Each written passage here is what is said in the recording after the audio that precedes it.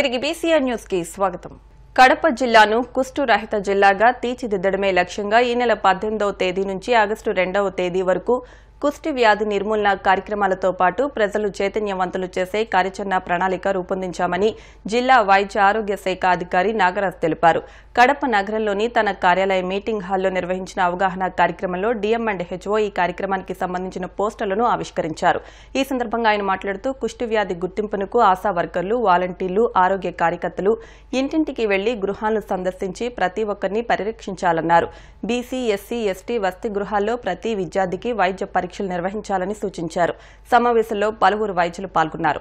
18వ తేదీ నుంచి next month 2వ తేదీ వరకు 14 రోజులు లెప్రసీ కేస్ డిటెక్షన్ క్యాంపెయిన్ అనేది జరుగుతుంది. ఇది ఎవ్రీ ఇయర్ మనకు జరుగుతూ ఉంటుంది. దీంట్లో మన మెయిన్ ఎయిమ్ ఏంటంటే వీళ్ళకి డిఫార్మిటీస్ వచ్చేంత వరకు కొద్దిమంది బయటపడడం లేదు కొన్ని కేసెస్. కాబట్టి ముందుగానే ఐడెంటిఫికేషన్ చేస్తే ఆ డిఫార్మిటీస్ లేకుండా కంప్లీట్గా లెప్రసీని సమూలంగా నిర్మూలించవచ్చు. ఇప్పుడు ఏంటంటే లెప్రసీ గురించి భయపడాల్సిన అవసరము లేదు. లెప్రసీ అనేది కొద్దిమంది ఇంకా స్టిగ్మా ఉంది. ఆ స్టిగ్మా కూడా మనకి పోవాల్సిన అవసరం ఉంది.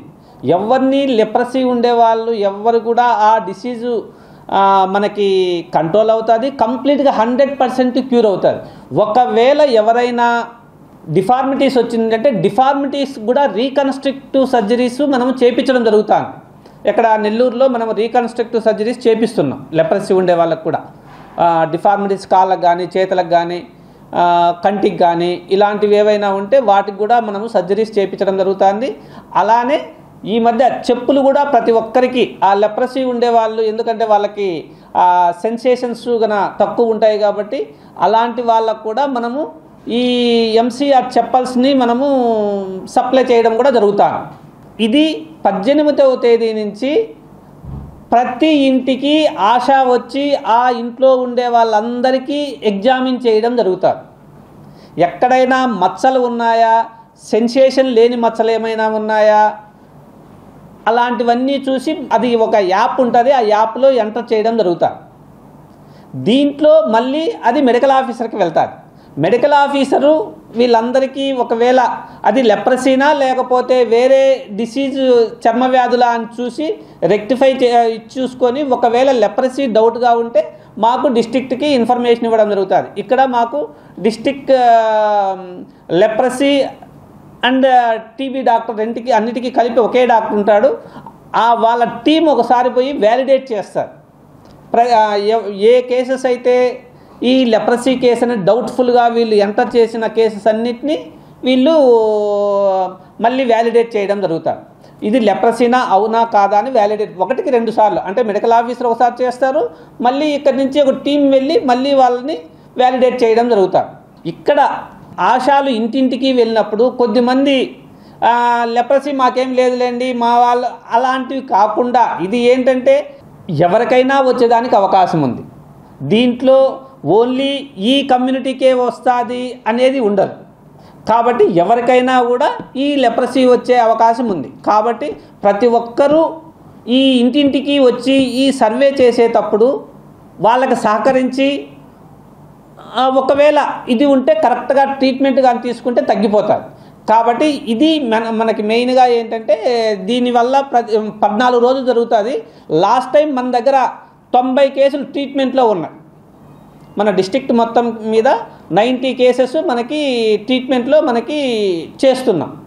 కాబట్టి ప్రతి ఒక్కరూ దీన్ని యూటిలైజ్ చేసుకొని ఒకవేళ ఏదైనా మచ్చలుంటే 1కి 2 మా టీం వచ్చినప్పుడు వాళ్ళని ఎగ్జామిన్ చేసేటట్టు చేపించి ఈ కేసెస్ అన్నీ మనకు రిపోర్ట్ అయితే మనము కొన్ని రోజుల తర్వాత మనము దీన్ని కంప్లీట్గా ఎరాడికేట్ చేయడం జరుగుతుంది. మీ అందరికీ తెలుసు ఇప్పుడు పోలియో కానీ ఈ వ్యాక్సిన్ ప్రివెంటబుల్ డిసీజెస్ అన్నిటినీ మనము ఎరాడికేట్ చేయడం జరుగుతాం. అలానే దీన్ని కూడా మనము కంపల్సరీ 2026కి దీన్ని కూడా 10,000కి ఒక కేసు చొప్పున మనకు రిపోర్ట్ కావాల్సిన అవసరం ఉంది. కాబట్టి దీన్ని మనము త్వరలో ఈ లెప్రసీని కూడా మనము మన కడప నుంచి కంప్లీట్గా అందరూ సహకరించి ప్రజలందరూ సహకరించి కంప్లీట్గా దీన్ని కడప నుంచి పారద్రోలాల్సిందిగా, అలానే మన ఏపీ నుంచి కూడా ఈ లెప్రసీ కేసెస్ ఏవీ లేకుండా చేస్తారని ఆశిస్తూ సెలవు తీసుకుంటున్నాను. ఉత్తరాఖండ్లోని రూర్కీలోని జుబ్రేదాలో ఓ తల్లి బిడ్డ పట్ల వ్యవహరించిన తీరు అందరినీ కలిచివేస్తోంది. నేలకేసి కొడుతూ తనలోని క్రూరత్వాన్ని చూపింది. వీడియో సోషల్ మీడియాలో వైరల్ కావడంతో ప్రజలు వీడియోని షేర్ చేసి తల్లిపై కఠిన చర్యలు తీసుకోవాలని డిమాండ్ చేశారు. వీడియో వైరల్ కావడంతో విషయం పోలీసులకు చేరింది. వారు తల్లిని సంప్రదించారు. తల్లి తన బిడ్డను ఎందుకింత దారుణంగా కొట్టిందని ప్రశ్నించారు. ఆ మహిళ బాలుని దారుణంగా కొట్టడమే కాకుండా అతని ఛాతిపై కూర్చుని తన తల్లును నేలపై కొట్టడం కలిచివేస్తోంది. తన తల్లి కొట్టిన దెబ్బతో బాధపడిన పిల్లవాడు దాహం దాహం అని అడిగినా ఆ తల్లి మరింత కొట్టింది. భర్త దేవబంతో ఆ మహిళ విడిగా ఉంటోంది. భర్త డబ్బులు ఇవ్వడం లేదనే కోపంతో బాలుణ్ణి కొట్టి ఆ వీడియో భర్తకు పంపినట్టు తెలిసింది. భర్తకు ఆ వీడియో చేరడంతో సోషల్ మీడియాలో షేర్ చేసి వైరల్ చేశాడు. బాలుణ్ణి కొట్టిన మహిళకు కౌన్సిలింగ్ అవసరమని పోలీసులు తెలిపారు. ఆషాఢ మాసం తొలి ఏకాదశిని పురస్కరించుకుని కాకినాడ నగరంలోని ట్రెజరీ ఎంప్లాయీస్ కాలనీలోని విజయదుర్గ అమ్మవారు బుధవారం భక్తులకు శాకంబరి అలంకరణలో దర్శనమిచ్చారు. అమ్మవారిని ఆలయ కమిటీ సభ్యులు వివిధ రకాల కూరగాయలతో అమ్మవారిని అత్యంత ఆకర్షణీయంగా అలంకరించారు. ప్రతి ఏటా ఆషాఢ మాసం శ్రీ విజయదుర్గ అమ్మవారిని ఇలా శాకంబరి అలంకరణ చేయడం ఆనవాయితీగా వస్తున్నట్లు విజయదుర్గ అమ్మవారు ఆలయ వ్యవస్థాపకులు అప్పల శేషాద్రి పేర్కొన్నారు. భక్తులకు ఎటువంటి అసౌకర్యం కలగకుండా ఆలయ కమిటీ సభ్యులు గాలి శివయ్య, నక్కా శ్రీహరి, కోకా సత్యబాబు, బసవ శ్రీనివాస్ తదితరులు ఏర్పాట్లను పర్యవేక్షించారు.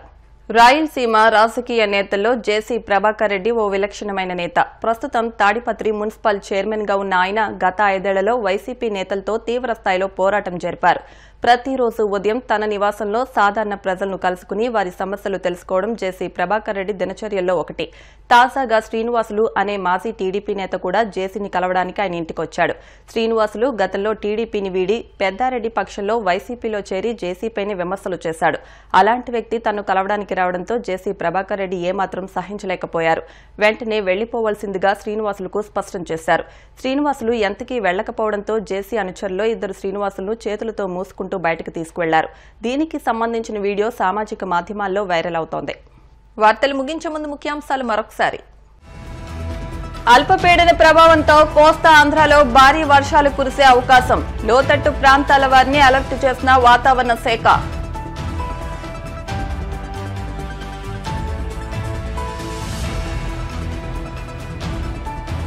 ముద్రగడ పద్మనాభాన్ని పరామర్శించిన మాజీ మంత్రి అంబటి రాంబాబు. పేరు మార్చుకున్నందుకు అభినందనలు తెలిపినట్టు స్పష్టం.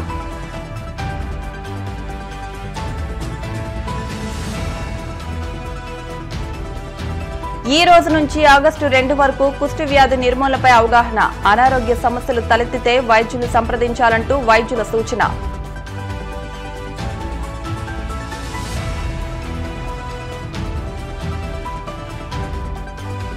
ఉత్తరాఖండ్లో ఓ తల్లి బిడ్డ పట్ల క్రూరత్వం. తండ్రి నుంచి డబ్బులు రాబట్టేందుకు అమానుష చర్య. ఈ వార్తలు ఇంతటితో సమాప్తం. మరిన్ని వార్తల కోసం BCN digital YouTube channel, Facebook పేజ్ని ఫాలో అవ్వండి. అప్డేట్ వార్తల కోసం ప్లీజ్ సబ్స్క్రైబ్.